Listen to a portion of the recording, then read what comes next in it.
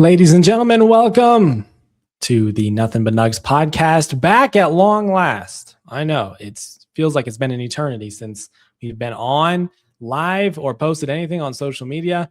We're back. It's been because of a lot of different things, quite honestly. I was sick for 2 weeks, and last week was Easter Sunday, so we took that week off. You might notice that I am not sitting at the table today, and in fact, I am sitting in this fun little corner office in my apartment. That is because Garrett is not here with me. Garrett will not be here with me for the foreseeable future. Unfortunately, he's had a lot of stuff pop up in his life that has caused him to be very busy. And so he does not have time to hop on the pod with me at this point in time. So what this has pretty much become is a situation similar to the beginning of Hoops and Homers, which is the very first podcast that I had done here for Elevated Pulse Sports. By the way, this podcast is a part of the Elevated Pulse Sports family of podcasts. We have the Rockies Now podcast. We have the Broncos Zone podcast, and we're soon to have the Eyes on Avs podcast up and running again. And obviously, you know about Nothing But Nugs. So go ahead, check out all those podcasts if you are into Colorado sports and you consider yourself a diehard Colorado sports fan. But like I said, I'll be holding it down with us tonight. And unfortunately, it's been so long since we've recorded that we really don't have any predictions to bully each other about, which is quite unfortunate because that was actually one of the most fun parts of our podcast. And it was actually a pretty competitive competition as well. You know, I think based on the last predictions we made, Garrett was 10-8 in our weekly prediction competition. He went out on top. I can completely see why he would want to dip on the podcast now. Leave while you're winning. But all jokes aside, it's good to be back. It's good to be talking about some Nuggets basketball again. And my goodness, is there a lot to talk about? Not just because we've missed several weeks, but because this team is finally starting to put it all together. And you couldn't have picked a better time for them to put everything together than the last few weeks of the regular season, leading into the postseason, which I believe begins next weekend, believe it or not. Wow, where did the season go? My goodness, time is just absolutely flying. But yeah, Nuggets have been cooking. 10-game winning streak is still intact. It is still alive. Will it be alive after tonight's game against the Thunder? I suppose we'll see. You know, it's interesting that none of the starters for either team are playing, but of course, it is almost the end of the regular season, and pretty much the Thunder, and I mean, not necessarily the Nuggets, but to some extent, both teams are comfortable with and or locked in with their postseason seeding, and so they really don't have any reason to risk getting any starters hurt. Starters also might be dealing with some injuries just prior to this game anyway. So some are out for rest reasons. Some are out maybe because they're dealing with some injuries and want to get healthy before the postseason begins. But either way, we get a backups battle tonight in Oklahoma City. And so I think it's in Oklahoma City, right? Hopefully I am on top of my game here when it comes to where the Nuggets are playing. Earlier in the season, I said the Nuggets were playing in Utah and they were actually playing here. That was kind of awkward. No one even really noticed that I said that at that time. Oh, no, it's here. It's here in Denver. Okay. So, I mean, we'll see if the Nuggets backups can take the dub here on a very, very important Friday evening for them. Because, I mean, we'll get to this a little bit later on. But, I mean, seeding is still up for grabs. Still up for grabs. And you got the Lakers and Houston battling with the Denver Nuggets for that 3 seed. Okay.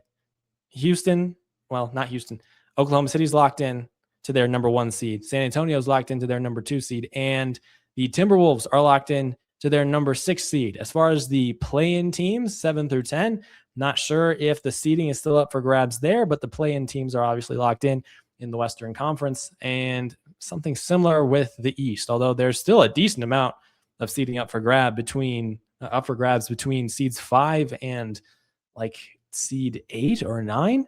Heck of a competition out there in the East. But for the Nuggets, they've got some seeding competition that they need to concern themselves with. And so tonight's game might actually be important, even though you don't have any of the stars playing. So we'll get to that later on, like I said. But first, let's just walk through what exactly has changed with this Denver Nuggets team over the last 2 or so weeks. Because between the beginning of March and mid-March, there was some legitimate concern from a lot of people.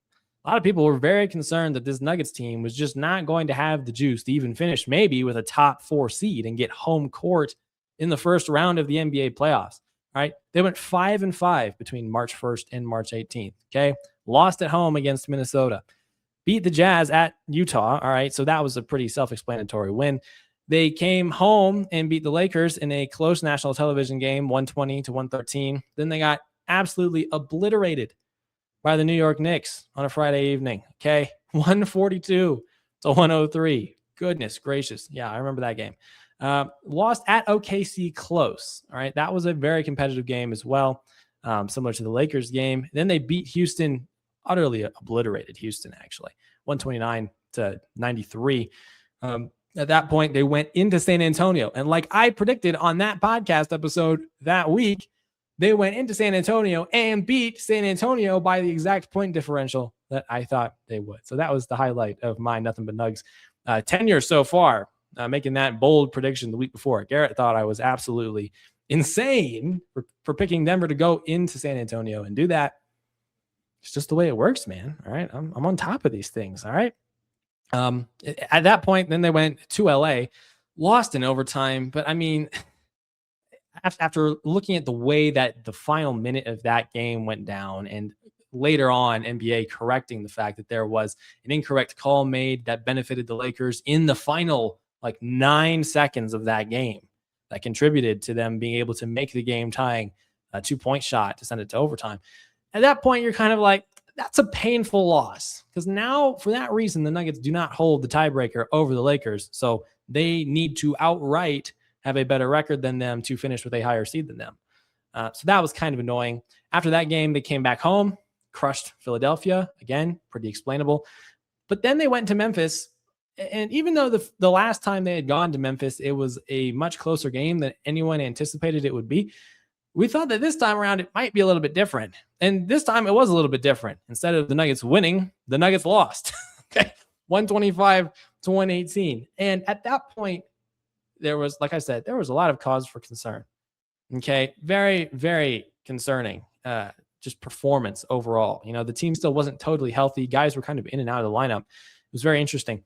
But during that period of 10 games, the Nuggets offense averaged about 122 points per game, gave up about 120 points per game, shot 49% from the field, 38% from three, so a little bit below their season average at that point. 30 assists per game, 44 rebounds per game, 14 turnovers per game. And the Nuggets have been a top 5 team in the NBA pretty much the entire season up until that point in time. They might still be now. When it came to turnovers per game, they were just not turning the ball over. They weren't making unforced errors. For whatever reason, this week, they averaged about 2 or 3 more turnovers per game than their season average. And in this Memphis game, Nikola Jokic had, I think, 10 turnovers. I think that was the 10 turnover Nikola Jokic game. So people were very concerned. Okay. Then everything changed. Okay. Apparently, something was said in that locker room. Coach Adelman did something, said something. The teammates said something that just lit a fire under this team. All right. And now we've maintained, at least I've maintained, since the beginning of the season, right, that this team can win the NBA championship this season if they stay healthy. Health has been their number one issue all season. Said it time and time again. First few weeks of the regular season, Denver Nuggets were top 5 offensively and defensively through 2 or 3 weeks. Okay. So a few games under their belt. Then that's when the injuries happened, early November. And well, they were able to weather the storm. Okay. Incredibly so. Absolute testament to the personnel on this team this year, the players, the depth that the front office acquired in setting that situation up, and also Coach Adelman and his assistant coaches as well. I mean, to be able to game plan and win games with a team that's lacking that much depth as this team has had throughout the season, okay, for extended periods of time, months of the season, to be able to weather that and find yourself sitting in the 3rd seed, higher than you did last season, is just an absolute win in and of itself. Now, obviously, that's not the goal. Health is not the goal for this team. The goal for this team is to win a second NBA championship. You have the best player in the world on your roster. That needs to happen. But at a minimum, like last season, the whole way that this season has gone, would have been a completely foreign thought. Just completely foreign. No one would have ever envisioned the Nuggets being able to do this last season because the depth last season was so terrible. All the front office and coaching staff drama, all of that combined, just completely unfathomable. But anyway, the Nuggets turned it around. Okay.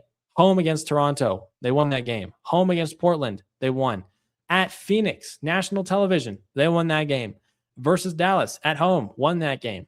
Utah, won. Golden State, won. Obliterated, actually. 116-93. Now, I don't think Golden State was fully healthy in that game. Okay. Last time they might have been more healthy than the last time the Nuggets played them in Golden State. So the last time the Nuggets played them in Golden State, they did not have Jimmy Butler. They did not have Kristaps Porzingis, etc.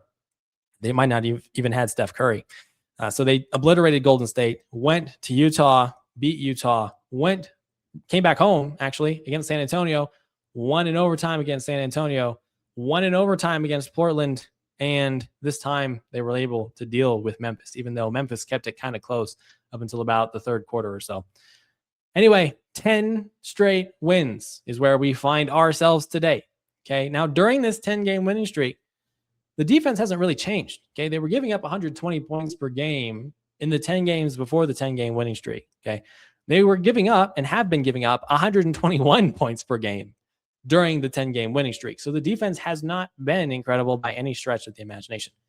But the offense, let me tell you, the offense has been historically good. Like top 3 offensive rating in a 10-game stretch of all time, with all-time consideration. That's how good the offense has been in the last 10 games. 131 points per game. And only 2 overtime games played in that period. Okay.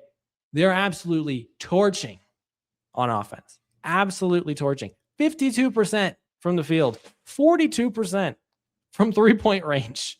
33 assists. 46 rebounds. And the turnovers are back down to a normal season average of 11 per game. Okay. The team has been playing really well in every conceivable offensive way. Defense, again, kind of a concern for some people. But if you think about it this way, the 2023 championship Denver Nuggets team also had a sort of mid defense, if you will, throughout most of the regular season. Why is that? It's because the regular season is a grind. Okay. In the day and age of people sitting out games for rest reasons, load management, and the league trying to deal with that, it makes sense that some of these championship contender teams are going to play more of their depth throughout the regular season. They're going to use some of their 10, 11, 12 guys on the roster more to preserve their stars' ability to perform in the postseason. But it also makes sense that the team is only going to play defense when it absolutely has to. Okay? And so people said the same thing about the Nuggets in 2023. The defense is about middle of the league, and historically, it's hard to win an NBA championship when you don't have a top 10 defense. The Nuggets went on to win the championship. Why? Because they locked it up defensively in the postseason when they needed to. Okay? I think this team can do the exact same thing. Okay? They haven't done it so far, but the postseason really does come down to being the defense wins championships type of mentality. You can get away with being an incredible offense in the NBA regular season, putting up 125, 130 points per game. But in the postseason, it really is the defense that has to take priority and then making timely shots when you need to. Okay. Your superstars need to show up, obviously. And then you just need those timely shots from those role players to be able to hold it down in the postseason. Okay. The Nuggets have demonstrated that they can do that before. They've got the personnel to be able to do that this postseason. Okay. So I'm not too terribly concerned about the fact that over the 10-game winning streak, they're giving up 121 points per game, because I think, historically speaking, they're able to lock it in when they need to. Okay. So that's the head-to-head comparison, if you will, between the 10 games prior to the 10-game winning streak and then the 10 games during the 10-game winning streak. Now, as far as the offensive system, we have to talk about some of the changes that have been made here. Okay. You don't just magically end up producing one of the best offensive ratings over a period of 10 games in NBA history by doing the same general types of things that you were doing in any other given week. Okay. So what's changed with the Nuggets offensive system and plays over the last 10 games? Well, the half court system actually is quite honestly mostly the same. All right, pretty Jokic centric with a lot of those horn sets, a lot of those pick and roll actions. But before the streak, the execution was a little bit jagged, some might say. Okay, particularly when it comes to shooting the three. We've been on this all season. The Denver Nuggets need to make a high percentage of their threes and take more threes. Okay, they haven't necessarily listened to the second part of that, the second recommendation we've made. But when it comes to shooting high percentage, they've been pretty good at that. But during that 10-game period before the 10-game winning streak, they were just not shooting well from three at all. I mean, it bottomed out with them shooting 27% against Minnesota in that loss that they had to Minnesota. They also only made 8 threes against the New York Knicks in the whole game. Eight threes. And 6 of those, I think, came in the fourth quarter when the third string players were in the game. So 3-point shooting was just an absolute nightmare, okay, during that period of time prior to the 10-game winning streak. It was just absolutely terrible. You know, the spacing was collapsing under pressure, especially against those elite defenses like Oklahoma City and New York. The assists per game were also kind of lower just because the ball movement had stalled. All right. When Joker gets doubled, you have to be able to get open if you are a role player on this team. And for whatever reason, during that period of time, they were just unable to do that. Okay. Now they did play some pretty good defenses, like we kind of just mentioned, but nonetheless, I mean, you have a guy who's getting doubles, sometimes triple teamed on offensive possessions. That leaves 1 or 2 guys available to get a decent look. So the execution was just not good. All right. The cuts were ineffective. Skip passes weren't being made effectively. And that's why the turnovers also went through the roof during that period of time. 14 turnovers per game for a team that had averaged about 11 per game throughout the entire regular season. It was not good. Joker was obviously still good during that period of time, averaged about 29 points per game, 12 or so rebounds and 10 assists. But the offense, the creation off of his being the hub of the offense was just very, very ineffective. All right. Also, on top of that, you had some guys who were in and out of the lineup, Cam Johnson, Peyton Watson, Spencer Jones. So the rotational chemistry and cohesion was just not gelling the way that it needed to. But during the win streak, that changed. Okay. The offense became one of the best offenses in NBA history over this period of time. Literally. All right. Absolutely insane. Yeah, like we said, 131 points per game on average during this stretch.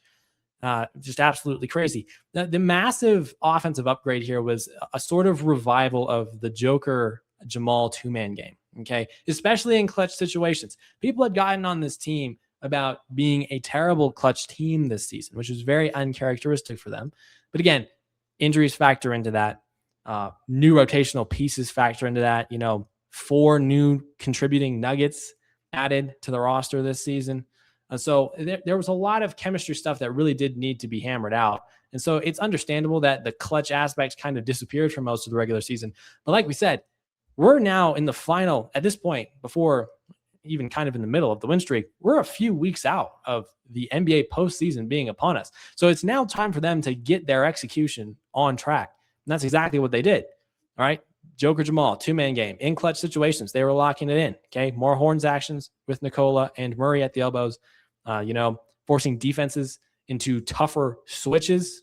And so, I mean, at that point, if you get that switch, Joker ends up getting mismatched on a post up, and it just becomes a very, very easy situation for the Nuggets cutters and shooters to deal with. So really everything for pretty much the entire last 7 to 9 years that this team has played has centered around the Joker Jamal two-man game.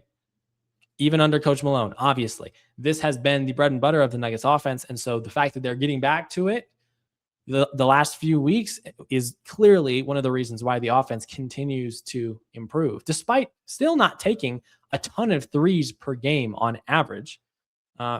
Just despite that, they're still putting up insane amount of points game in and game out. That's just how effective this offense can be when it's running through the right foundational channels. And so that was very, very important.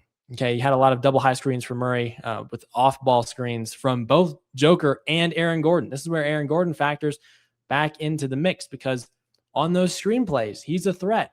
in the paint and behind the three-point line. It's so important that the Nuggets have finally gotten Aaron Gordon back and in the lineup more regularly over the last few weeks. Just absolutely invaluable, man. It puts a ton of pressure on trailing defenders, gets a lot of good three-point looks, even for guys like Cam Johnson, who, by the way, has been playing a lot better as the season has gone on here the last few weeks. It's just good to see, man. A lot more 5-out pick and roll sets as well in late game situations. Look, you have to be able to clear out space in the paint for Joker to work, okay, and for him to kick when he gets that inevitable double team put on him. And so for those reasons, I mean, this team has just absolutely elevated. And you're starting to see why this championship contender identity has been placed on them from the beginning of the season, and why people really shouldn't have wavered on it, even despite all the injuries, because all this team needed to do was get healthy and then get in a rhythm again. Okay, it's not been a personnel issue. Personnel has not been the issue with this team. Most of the time, coaching hasn't really been an issue with this team. Health has been the number one issue. So now that they're healthy, you're starting to see all these amazing sets come out. You're starting to see guys knock down shots because the foundation of your offense is intact.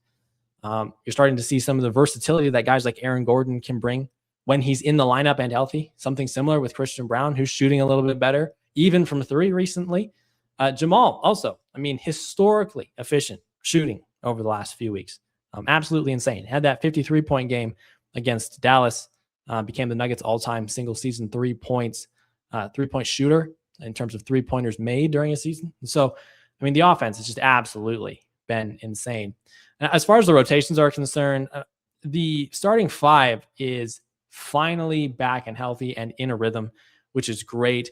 For a while there, they really did like going with the small ball option. Jonas Valanciunas did miss, or at least not necessarily miss, but he didn't get as much playing time in a decent amount of games a few weeks ago. But over the last few games, he started getting worked back into the rotation, which is absolutely necessary. Okay, they do need someone who can go out and give Joker some minutes, and especially if you might get matched up against the Minnesota Timberwolves. You need somebody who can go out there and fight for rebounds when Joker's not on the court for the 8 to 10 minutes that he takes off in a playoff game. You just need that. Can't run small ball against some of these bigger teams in the Western Conference. It's just not going to work for you, even if it's for a small period of time. It's just not going to work. So it's good to see that Jonas is getting back into the rotation as well.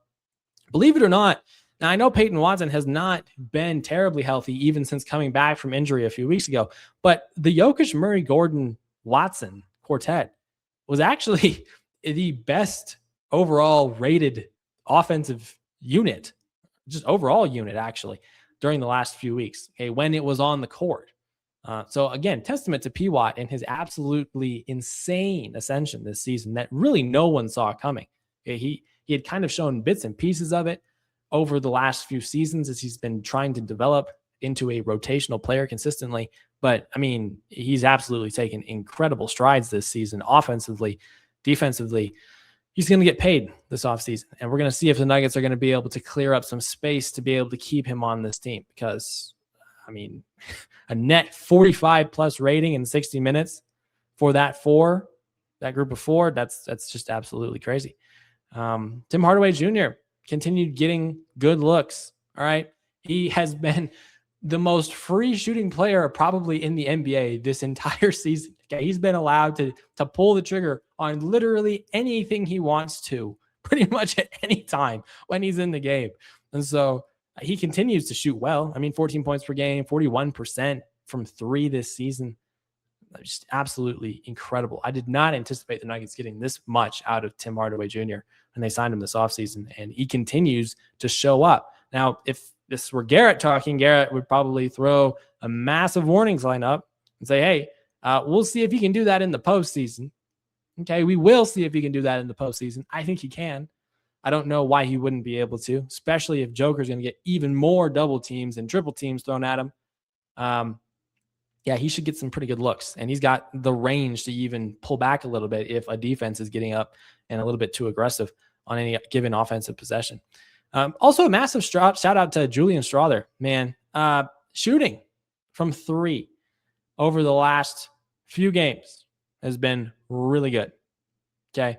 I mean, in February, he was about 40% from the field, 42% in March is what he's at, 50% in April. And so he is really stepping up from a 3-point shooting perspective. He started off the season very cold from the 3-point line. And in fact, there was a period of time in there where he was taking more 2s than 3s, which was kind of weird, especially considering he's made his identity known at the NBA level from the 3-point line mostly.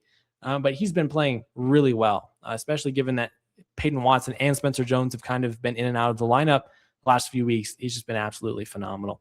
As far as the defense and the clutch play is concerned, all right, Nuggets were 1-6 in clutch games in February. Not good. Okay. Like we said earlier, not something that historically is the case for them. And that continued into early March as well, which is why people were so concerned about the fact that the Nuggets weren't really playing in alignment with their identity. But I mean, that kind of turned around. It's kind of turned around the last few weeks or so. The pre-streak, they were just not on a roll with that. And now, I mean, they're really locking it up. Okay. From March 1st through April 7th, they are 8-3 in clutch games, in clutch situations. Massive turnaround. Coach Adelman has been much better with the after timeout play calls. They've been executing those a lot better over the course of March and early April, which is another reason why they've been able to be better in the clutch. And that Jokic Murray 2-man game, it's just holding it down, man. That is almost single-handedly the reason why all of this is possible. They're getting back to it. And it's not that they're getting back to it. It's about the point in the season where they need to be preparing their playoff type of approach and mentality. So it makes perfect sense that this is something we're starting to see more as the regular season concludes. And it's also good to see that they're executing it well, not just that we're seeing it more, but that they're executing it at a high level. Okay. The Nuggets defensively also, they've seemed to switch. They switched their defensive set to a lot more zone, and the zone is really not incredible. Honestly, it doesn't look very good. They don't seem to play significantly better defense, if better defense at all in zone.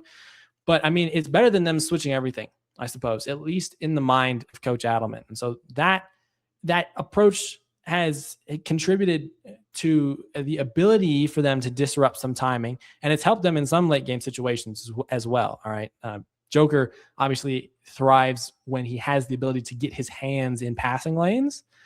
He's not obviously known for his blocks, but he is known for being at the top of the league in deflections. So it makes perfect sense that is the defensive approach that they're going to, even though it hasn't been terribly effective. 121 points per game is just not going to cut it for you. But we'll see if they can refine that a little bit heading on into the postseason. So, yeah, man, it's been absolutely amazing to watch this team over the last few weeks. They're really locking it in. Now, let's transition into some playoff seeding discussion here as we wrap up today's episode. It won't be as long as most of our episodes are because it's just me, and you probably don't want to hear me monologue for a whole hour 15 minutes, which is totally understandable. And there's a Nuggets game in about 45 minutes. So we also want y'all to get back to be able to prepare yourselves to sit down and watch that game. But as of today, the Denver Nuggets, Los Angeles Lakers, and Houston Rockets are all, like I said earlier, battling for that 3 through 5 seeding in the Western Conference. Okay. The Denver Nuggets are 52-28. Houston and LA are both 51-29. Okay. So this is very important. Okay. Now, as far as the tiebreakers, we already know Lakers hold the tiebreaker over the Denver Nuggets, right? We talked about that earlier. Lakers also hold the tiebreaker over the Rockets, believe it or not. Okay. So if they finish with the same record, LA gets the higher seed. Now the Nuggets hold the tiebreak over the Houston Rockets as well. So Houston, in all likelihood, is probably going to finish with the 5th seed. If things go the way they should, that is the way that it will work. And then it's really up to the Nuggets to hold on to their 3 seed. They control their own destiny. Denver could completely control their 3 seed situation here if they win out. Now, easier said than done, obviously. You play Oklahoma City tonight, and you play San Antonio on Sunday. And you probably sit your starters for both games, right? One might presume. Okay.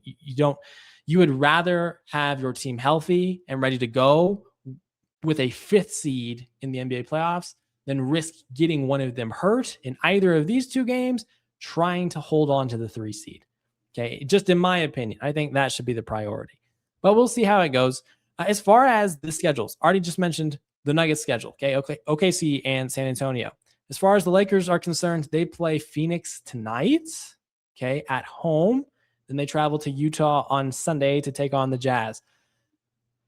Easy, relatively speaking, schedule compared to what the Nuggets are playing. And so even though the Lakers are missing Austin Reeves and Luka Doncic, could you see them really losing to either of those teams? I mean, maybe the Phoenix Suns, right? Maybe you could see the Phoenix Suns as a play-in team being competitive and knocking off the Lakers tonight. But I mean, I think even an unhealthy Lakers team beats the Utah Jazz on Sunday. The Houston Rockets' last 2 games involve the Minnesota Timberwolves. They play them at home. Okay, then they play the Memphis Grizzlies at home. Okay, the Grizzlies are tough. The Grizzlies will compete. Obviously, Minnesota will compete. Minnesota can't improve their playoff seeding. They're locked into that 6th seed. But I mean, it'll be a competitive game. That's for sure. Not sure about the injury situation in either the Lakers games or the Rockets games, but you would presume that the Rockets and the Lakers will be able to win at least one of those games, which is good news for the Nuggets. Okay. Takes a little bit of pressure off if the Lakers and the Rockets win just one of those games, right? But the Nuggets still have to hold it down on their end. Now, here are the seeding scenarios. Obviously, the best seeding situation the Nuggets can have is the 3rd seed, and the worst they can have is the 5th seed. Okay, difference between home court in the first round and not home court in the first round. Now, the Nuggets lock in a 3 seed by winning both of their remaining games. Okay, they would be 54-28. LA can't touch them. Houston can't touch them. Nuggets have tiebreak over Houston anyway, so it doesn't even matter. Alternatively, the Nuggets, if they win tonight and Houston loses, also effectively clinches them the 3 seed because, again, Lakers are a game behind the Nuggets with 2 games left. If the Nuggets win tonight, they effectively lock it up, right? They effectively lock up the 3 seed. They can stay at 3 with losses too, obviously, but like we kind of just said, it's going to be tough for that situation to be the one that you want to bank on. There's really not much to talk about in terms of those scenarios, right? Because it's the Lakers being unable to surpass them on record, given that tiebreak situation. But I mean, these tight games, right? If the Nuggets can maybe lose tonight but beat San Antonio on Sunday, then maybe you have a similar situation. Ultimately, the takeaway is that the Nuggets need to win at least one of these 2 games, and the Lakers need to lose at least one of their 2 games. If that happens, Nuggets lock up the 3 seed. Now, the Nuggets would drop to the 5th seed if they lost both games. The Lakers won at least 1 game, and the Rockets won both of their games. That is how the Nuggets would end up with the 5th seed in the Western Conference standings. And that's not necessarily what you would want to see, obviously, but it's definitely possible. It's possible, especially if the Nuggets aren't going to play their starters in either game. Okay, you're playing against the top 2 teams in the Western Conference to end the season. That's just the way it shook out. Could you see Houston beating both Minnesota and Memphis? Yeah, I think you could. Could you see the Lakers winning one of either the Suns game or the Jazz game? Yeah, you could. So there's a very real situation here where the Nuggets end up as the 5th seed. And, at that point, it shakes out again to those tiebreak situations. But if that happened, then I think, because Houston would have the better record, right? Houston and LA both have the same record. They both have 51 wins. If the Lakers win 1 game and Houston wins both, Houston has the better record. And the Nuggets play the Lakers in the first round of the NBA playoffs, and the Lakers have home court. So that's a very interesting situation. And if you were to beat the Lakers, you would then have the absolute pleasure of playing the Oklahoma City Thunder again in the second round. So that's an interesting situation to find yourself in. But again, think about this another way. Maybe maybe the Nuggets lose one game and the Lakers lose one of their final two games and Houston loses one of their two final games. Now you have a situation where the Lakers end up with the 3 seed, the Nuggets end up with the 4 seed, and Houston ends up with the 5 seed. Then you're playing Houston in the first round. I think I like the Nuggets in that series. That's not, as far as ideal, honestly, that might be the most ideal to play Houston. I mean, you lost the season series to the Lakers for what that's worth. Now, you've been good against the Lakers in the postseason historically in the last few seasons. But again, you had also beaten the Lakers in the regular season series in each of those seasons. So I think I'd rather play Houston in the first round than I would rather play the Lakers in the first round. But if that was the case, Nuggets play Houston, and then they still have to play Oklahoma City in the second round if they win. If the Nuggets hold on to the 3rd seed, they play Minnesota in the first round. Now, that prospect is kind of terrifying, if we're being totally honest with ourselves. Nuggets have not had a good track record against Minnesota the last few series they played each other in the postseason. And the last game they played was the most recent game that they played, obviously, but you lost that one as well on your home court. So Minnesota is a tough first round series. That's probably the least favorable first round series, I think, for Denver. But if you get out of that series, you play a young, inexperienced San Antonio Spurs team in the second round, and you have played well against them this season when your team has been healthy.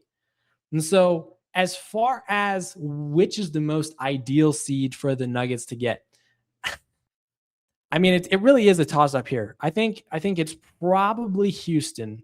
I think I'd rather face Houston in the first round with a 4 seed than the other two situations, right? So that'd be my most favorable. Denver gets the 4 seed. They play Houston in the first round with the potential of facing Oklahoma City in the second. I think that's the most favorable. I think second most favorable is probably the Lakers, right? Quite honestly. But what situation would that be? That would be a situation where the Nuggets are the 5th seed and the Lakers are the 4th seed. I mean, we should have beaten them in LA a few weeks ago, right? So it's not terribly crazy to say that the Nuggets can beat this year's LA team in LA. And especially if Luka and Austin Reeves are unable to come back from injury in a relatively short period of time, if they miss like a game or two of that series, now all of a sudden that might become the most favorable series if you're the Denver Nuggets, even though you don't have home court in the first round. So that Lakers series is definitely second, maybe first, but probably second, just based on how the season has gone in terms of favorability. And then, I mean, I think the least favorable situation here is for you to have to play Minnesota in the first round. That is just not a situation you want to put yourself in. That is a long team. That is a good defensive team. They can throw 3 quality bigs at you.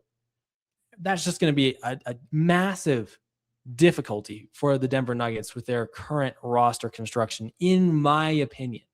Okay, so that's easily the least favorable. And then assuming you get out of that series, right, in 6 or 7 games, then you have to take on the San Antonio Spurs, who can throw something very similar at you, right, even though they're very inexperienced, all right? And that really does matter in the postseason, okay?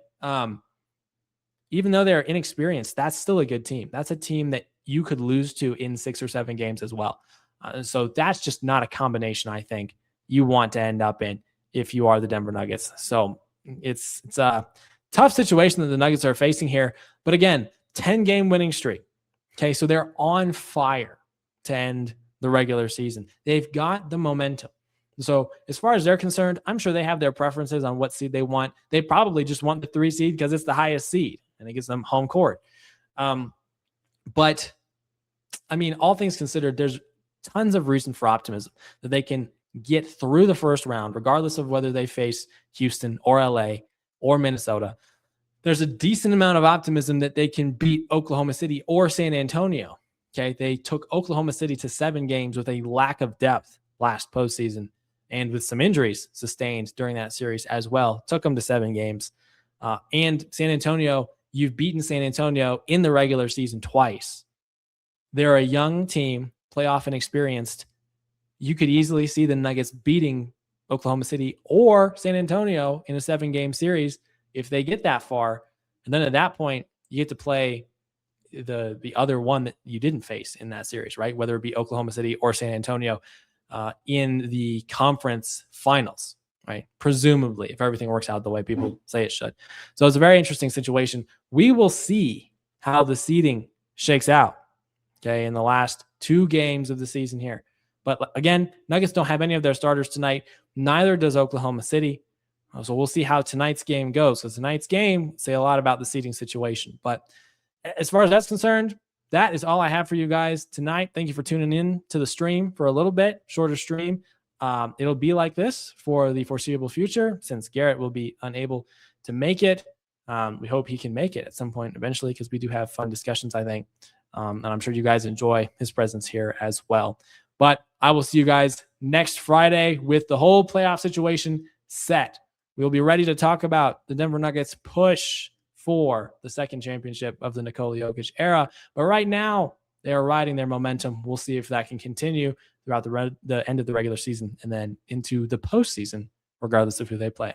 So take care. Thank you all for tuning in. If you're not subscribed yet, please subscribe to our channel. Go listen to some of our other podcasts. We got some exciting stuff going on over there as well. And I'll see y'all in a week. Take care.